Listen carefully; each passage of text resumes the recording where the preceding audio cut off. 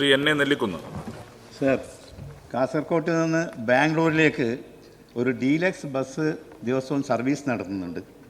Deluxe bus എന്ന് 7 വർഷം പഴക്കമുള്ള ബസ്സാണ്. എക്സ്പ്രസ് ബസ്സിൻ്റെ കളർ മാറ്റി എന്നല്ലാതെ ഡീലക്സ് ബസ്സിൻ്റെ സംവിധാനവും സൗകര്യം ആ ബസ്സിലില്ല. ഒരു AC സ്ലീപ്പറോ AC സെമി സ്ലീപ്പറോ ബാംഗ്ലൂരിലേക്ക് സർവീസ് ആരംഭിച്ചാൽ നമുക്ക് നമ്മുടെ വരുമാനം കൂട്ടാൻ സാധിക്കും. മറ്റൊരു പോയിന്റ് സർ, കാസർഗോഡ് ടൗണിലാണ് നമ്മുടെ ബസ് സ്റ്റേഷൻ പ്രവർത്തിക്കുന്നത്. തുളുനാട് കോംപ്ലക്സ് എന്നാണ് അറിയപ്പെടുന്നത്. അവിടെ ധാരാളം മുറികൾ ഒഴിഞ്ഞു കിടക്കുന്നുണ്ട്. കാസർഗോഡ് നഗരത്തിൽ തന്നെ ഒരുപാട് സർക്കാർ ഓഫീസുകൾ വാടക കെട്ടിടത്തിൽ പ്രവർത്തിക്കുന്നുണ്ട്.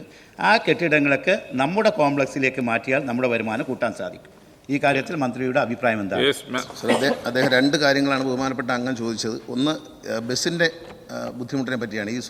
താങ്കൾ പറഞ്ഞ ഈ ഡീലക്സ് ബസ് മാറ്റാം വരുന്ന മുറയ്ക്ക്. AC ബസ്സുകൾ വരുന്ന മുറയ്ക്ക് AC ബസ്സുകൾ വാങ്ങാൻ പരിപാടിയുണ്ട്. കൂടുതലും AC ബസ്സിലേക്ക് നമ്മൾ മാറണം. നമ്മുടെ കാലാവസ്ഥ വല്ലാതെ മാറുകയും നമ്മുടെ യാത്രക്കാരുടെ ഒരു യാത്രാ സങ്കല്പം മാറുകയും ചെയ്ത സാഹചര്യത്തിൽ കൂടുതൽ AC ബസ്സിലേക്ക് മാറണം. താങ്കൾ പറഞ്ഞ പോലെ സ്ലീപ്പർ ബസ്സുകളും സെമി സ്ലീപ്പർ ബസ്സുകളും വാങ്ങാനുള്ള പദ്ധതിയുണ്ട്, അതിനുള്ള നടപടികൾ തുടങ്ങിയിട്ടുണ്ട്.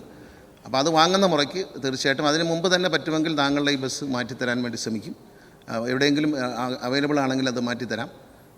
അതുപോലെ തന്നെയാണ് ഈ കോംപ്ലക്സിൻ്റെ കാര്യം അങ്ങ് പറയുമ്പോഴാണ് ഞാൻ ശ്രദ്ധയിൽപ്പെട്ടത്. അതുകൊണ്ട് തന്നെ അന്വേഷിച്ചപ്പോൾ അറിയാൻ കഴിഞ്ഞത് അതിൻ്റെ 2ാമത്തേക്ക് നമ്പർ ഇട്ടിട്ടില്ല.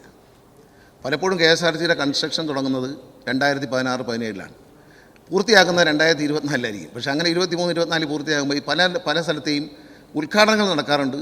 പാവപ്പെട്ട സാധാരണക്കാരിൽ നിന്ന് കടയ്ക്കുള്ള അഡ്വാൻസ് വാങ്ങിക്കുകയും ചെയ്യും, പക്ഷേ നമ്പർ ഇട്ട് കൊടുക്കില്ല.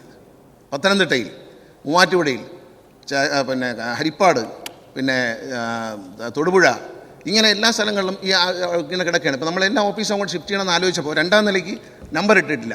അന്നത്തെ കെട്ടിട നിർമ്മാണ ചട്ടം, ഫയർ നിയമങ്ങൾ അല്ല ഇപ്പോഴുള്ളത്. വളരെ കാലം നിർമ്മിതി നീണ്ടുപോയിട്ട് ഇത് തുറക്കാൻ പറ്റാത്ത സാഹചര്യത്തിലാണ്. ഒരു 3-4 ആഴ്ചയ്ക്കുള്ളിൽ ഇതെല്ലാം നമ്പർ ഇട്ട് വാങ്ങാനുള്ള അടിയന്തരമായ ശ്രമങ്ങൾ നടത്തുന്നുണ്ട്. കാസർഗോഡ് താങ്കൾ പറഞ്ഞ പോലെ എല്ലാ ഓഫീസുകളും ബാക്കി കൊടുക്കാനുള്ള ഏർപ്പാട് ചെയ്യുന്നതായിരിക്കും.